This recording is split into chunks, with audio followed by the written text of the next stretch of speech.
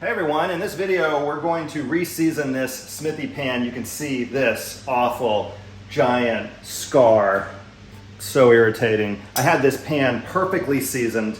Not really though, right? Because it flaked off. The way I seasoned it probably wasn't the best. I'll talk about that in a minute. But you've probably had this happen if you have a pan that is this newer, smooth style. And the reality is that if you use your pan a lot, this is less likely to happen.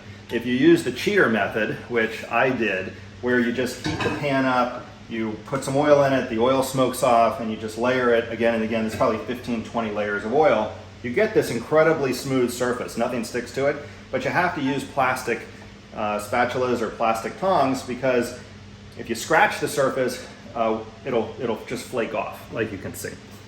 Some pans that have this textured finish, like the back of this pan, the seasoning won't do this because it really has a lot to grab onto. On these smoother pans, the seasoning doesn't have a lot to hold onto, and really the best way to season these is just a coat of oil in the oven, 450 for an hour, and then use the pan and let the food burn in the seasoning, as opposed to this coating technique, which I did on this pan. So I'm not going to do that again, but what this video is about is how to get this off and start from scratch.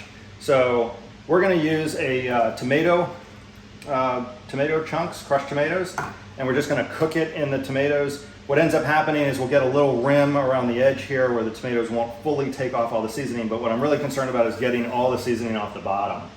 You can use on and off, you can use an oven cleaner, but I don't like to use those chemicals because I think it stays in the metal, it makes me nervous. So we're going to use this tomato method and we'll see how it goes.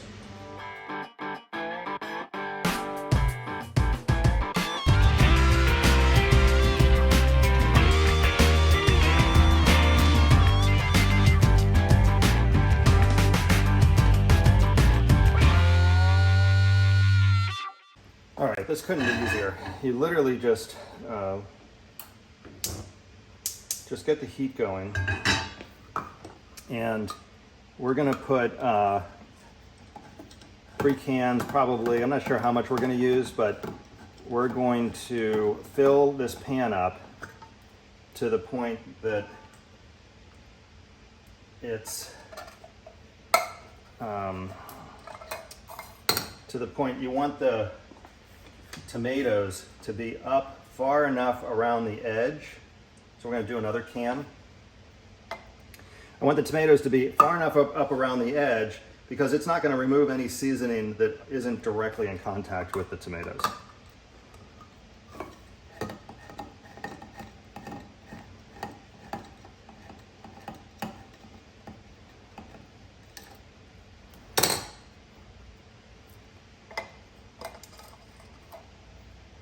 Two will probably do it. Yeah, 2's gonna do it. So all we're gonna do is cook these down and let the acid from the tomatoes work on that seasoning. If you may have done this by accident. You can, if you cook with tomatoes, mushrooms will do it also. But sometimes the food will strip the seasoning, and when it's not intentional, it's really frustrating. But on the flip side, when it is intentional, like what we're doing here, it is really nice to be able to just cook down some tomatoes and have the pan surface completely clean when we're done. So I'm going to put it in time lapse and probably take about 20-30 minutes. I'll let you know how long it takes, because what I'll do is kind of peek, as this cooks down, I'll start to peek and see how much seasoning we're pulling off. All right, here we go. The time lapse. What you're doing at this stage is just boiling this down. It took 25 minutes of boiling it down. Once the time lapse is done, you'll see I kind of fast forwarded, I cut some part out. Most of the liquid disappears. But what you're doing with the wooden spoon is you're feeling for the seasoning to become gelatinous or tacky. You're not going to be able to pull it off with the wooden spoon. You're going to need a metal spatula for that. But you will feel this difference. You'll know when it's time. So you can see this is about 25 minutes later, and now I've already done a little scraping here before I spread the tomatoes back out, but now you can scrape it, and it's just like you're scraping paint off furniture, if you've ever done that, if you've ever put stripper on furniture paint or a door or something. And I want you to notice in this area here, I'll tell you when it comes up. So see this dark spot right there? When I scrape it, see I'm scraping that? It's gray underneath. Maybe this isn't the best example. The better example is probably coming up. But once you remove the seasoning, right there, see that? You get this gray area. That's what the tomatoes will take off completely. So you want to put the tomatoes back over that gray area and let it really bleach out the steel or strip out the steel. I don't know what terminology to use, but you can't screw this up. The longer you work at it, the more virgin the steel will be, and the better it'll be for holding new seasoning. Now, as far as the edges, I just kind of worked the edges until I got tired of doing it. And then I started to realize that I might be leaving this kind of patina up around the edge, kind of like your grandmother's pan, right? That's just had 100 years of use. That is actually the result that I got. You'll see that at the end. But this process of just scraping, I was realizing that I'm getting these kind of hard scrape lines, and I decided at this point that I'm going to go get some steel wool out of the garage and buff that area down with steel wool. That worked really well. I'll show you that here coming up. But you can work these edges as much as you want. You can take it all the way down, or you can do what I did here, leaving that bit of patina around the edges. Anyway, let's move on to the next step. Probably showed you more than you ever wanted to see of this step. So next step, get rid of the tomatoes, rinse out the pan. I use the scrubby thing to scrub the tomato out of the pan, and then I use the back of the sponge, that greeny texture thing, to just kind of knock down whatever was left. And then this step is you want the pan dry. You'll see the dust forming in the bottom of the pan there, and what you're doing is just sanding off the seasoning until you like the way it looks. You could go all the way, or you could do what I did, and I'll give you a close-up in a minute here, but took about 5 minutes, and it was super easy, and then I just washed the pan out with soap and water. Success. The pan is now back down to steel. I actually think the seasoning up around the edges here looks pretty cool. You can see this spot right here where the original flaking was. That'll disappear as some oil gets burned into this surface. But the rest of the pan is in great condition. I mean, it's all seasoned.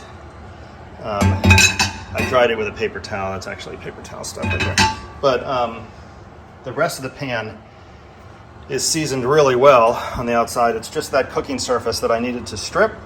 And now I can begin the re-seasoning process, which, as I mentioned, I'm only going to burn in 1 or 2 layers of oil on the surface here, and then I'm going to bake it at, I don't know, I have to Google what the latest time and temp is. I'm pretty sure it's an hour at 450. We'll do that right over there. I have to do that in the morning so the house doesn't smell by the time my wife gets home. I've learned my lesson on that one. But anyway, you can see how the pan is just right back down to virgin steel and looks really great and is ready for new seasoning. So I'm going to put a couple coats on here real quick and then bake it. And then I'll come back and show you what the finished product looks like. I love that patina around the edges now. I'm actually glad this happened. Huh. Lemonade, right? The fan was so loud that you can hardly hear me talking. I decided to just kill the audio from the video and do a voiceover. This is just avocado oil. I'm pouring it into a hot pan, and then I'm taking a paper towel and wiping it around. That's really all there is to it. It'll start to smoke almost immediately if your pan is hot enough, which it should be. You can see the smoke here. I wouldn't do this in the house unless you have a really powerful fan. If you have an outdoor burner of some sort, that's a way better place to do it because it stinks. It smells like burnt oil, which it is. I put 2 or 3 coats on. The mistake I made last time that I talked about at the beginning of the video was just putting way too many coats during this process. This one, maybe 2, I think. I can't remember. Maybe 3 if I do it again.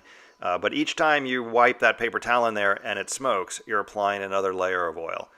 So a couple base coats, and then let it cool down and move on to the next step, which is baking it for the first time. So let's move on to that. All right, bake 450 and start. That'll do the whole pan, all sides. Just wipe it in, the handle, the edge. Might as well do the back side here.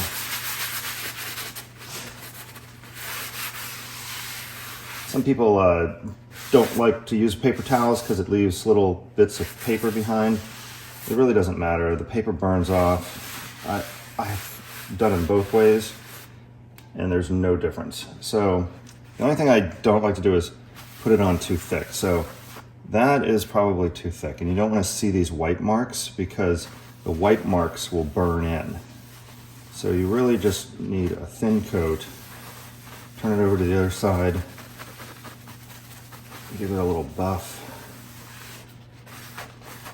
And really take care, if you like, you know, if you're into the cosmetics, take care to look at it in the light and make sure you don't have any wiping marks, any streaks, because those streaks will just burn in. So I'm pretty happy with that. And then the other thing, grab the pan with the rag or the paper towel, because if you grab it with your hand, you'll leave a fingerprint there. Fingerprint will burn in.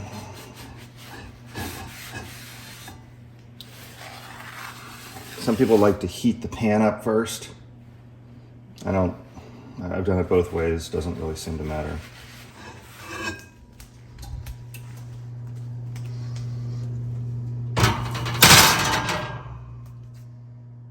That's it. That's all there is to it.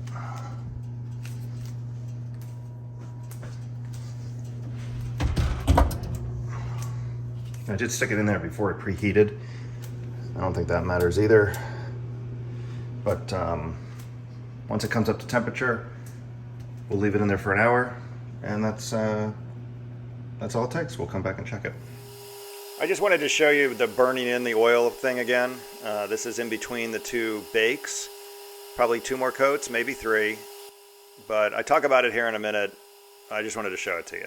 Let me shut this fan off for a second here. And what I've done is burned in about 2 or 3 coats of avocado oil. And you can see it's taken on that bronze look. And I want to stop because see how this much thicker coating up around the edges is, that's too thick, right? That'll scrape off. So this is only 2 or 3 coats. You can see the metal through the coating. It's kind of a bronze look.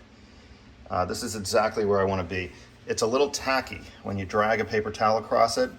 It's a little bit tacky. It's not super slick. So what we're going to do is put it back in the oven, bake it for another hour at 450, and that should bond this surface or this coating to the surface, and it should come out nice and smooth. That's what you want. You want it to be nice and smooth, not tacky.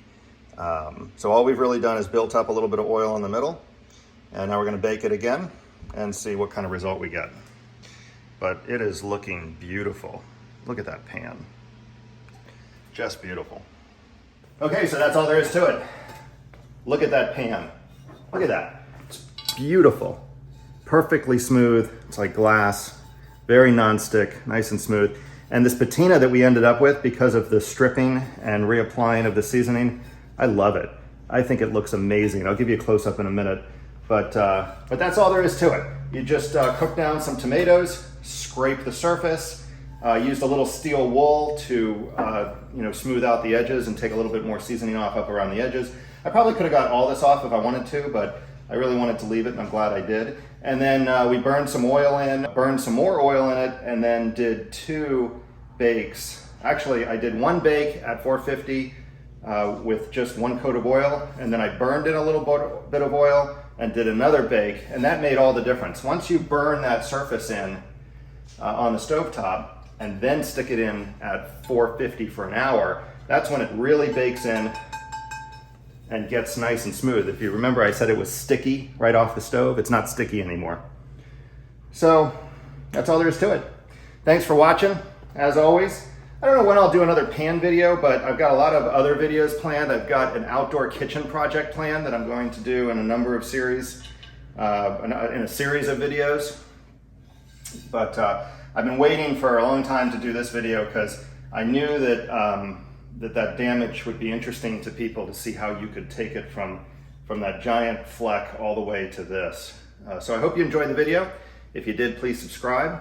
I post new videos all the time. Thanks for watching. I almost forgot, I said I'd give you a close-up. That is what you end up with.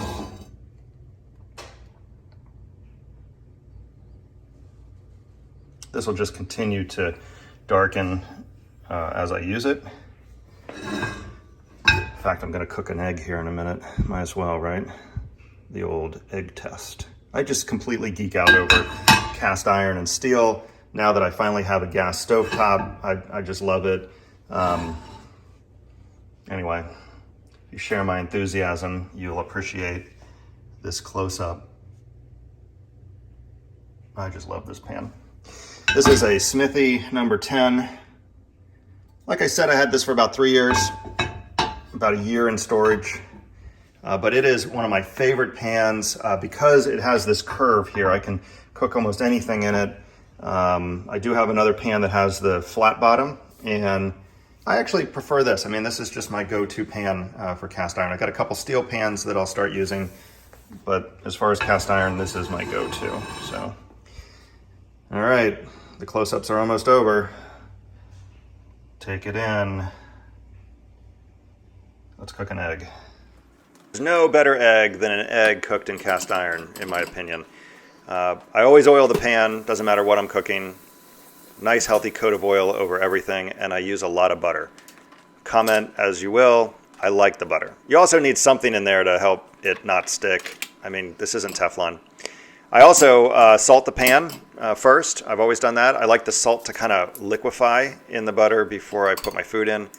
And then the ticket here is just don't touch the egg. You know, let it cook, let it firm up, let it form a little bit of that crusty goodness on the bottom. Give the pan a little jiggle, and if there is a little spot sticking here or there, it's easy enough to free up with the spatula. With this level of coating here, we can easily use metal all the time. It's never going to be a problem. And unfortunately, I don't possess the ability to flip the egg without it landing on the stove. I got to use the spatula for that. And one more little thought on this is if you've never used green peppercorns, get some green peppercorns. They have the most amazing flavor over black, in my opinion. Just very, very good. And this egg was amazing. In fact, I feel like I need an egg right now after doing this voiceover. So that's the finished product. Beautiful pan. Thanks so much for watching. If you liked this video, please subscribe. It supports the channel. And I make new videos all the time. Please leave a comment. I really enjoy replying to the comments. And as always, thanks again for watching. See ya.